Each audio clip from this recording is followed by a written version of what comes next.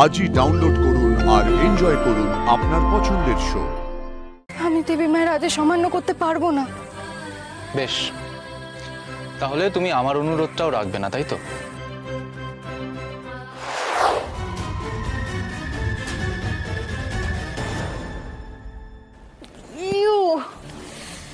একটা নোংরা জামা পরে আমার গায়ে ধাক্কা দিয়ে দিল। তার চোখটা কি কপালে তুলে হাঁটছো? সরি, আমি খেয়াল করিনি।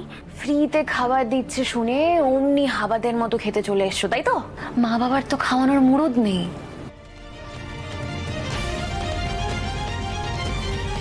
ডিসকাস্টিং। আজকে বাড়িতে 9টা মেয়ে আসছে। ছোট সাহেব এই অতিথিদেরই কথা বলছিলেন। দেবীমা কত ভালো, দেবীমা সবাইকে খাওয়াবে।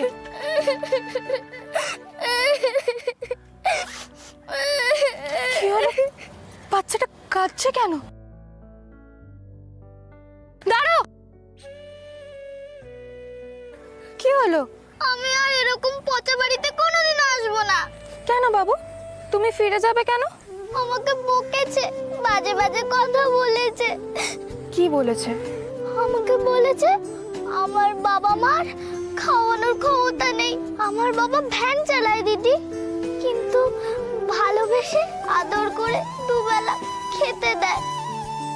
বাবা আমাকে বলল এই বাড়িতে আসতে, কর্তামা আমাকে নিমন্ত্রণ করেছেন।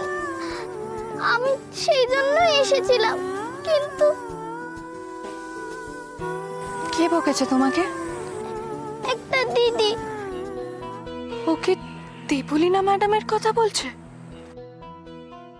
এই দাঁড়াও দাঁড়াও, ও যদি চলে যায় তাহলে তো দেবীমা কষ্ট পাবে। না না, ওকে যেতে দেওয়া যাবে না। তোমার নাম কি? তুয়া। তুয়া? বাহ, কি মিষ্টি নাম। আচ্ছা, ওই দিদিটার হয় আমি তোমার কাছে ক্ষমা চাইছি। তুমি কেন কান ধরছো? তুমি তো কিছু বলনি। তাহলে আমি কান ধরছি, হবে?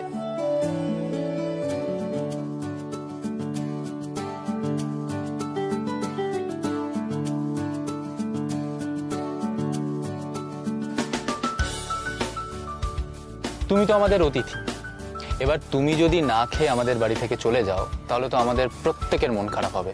তখন কিন্তু আমরাও সবাই তোমার মতো করে কাঁদবো। তোমার সেটা ভালো লাগবে বুঝি? চলো আমার সাথে চলো। না, ভেতরের এক দিদি আমাকে খুব খারাপ খারাপ কথা বলেছে। আমি এই দিদিটার সাথে যাব। ঠিক আছে, কুসুমও যাবে তোমার সাথে। না না ছোট সাহেব, দেবীমা আমাকে বাড়িতে ঢুকতে বারণ করেছে আজকে। আমি দেবী মায়ের আদেশ অমান্য করতে পারবো না। বেশ, তাহলে তুমি আমার অনুরোধটাও রাখবে না, তাই তো? প্লিজ চলো কুসুম। দেখো, তুমি যদি না যাও তাহলে ও কিন্তু যাবে না। আমার ঠাম্মি যে নিয়মটা চালু করেছিলেন সেই নিয়মটা আমার মা আজও পালন করে আসছেন। ও যদি না যায় তাহলে সেই নিয়মটা ভঙ্গ হবে। প্লিজ চলো।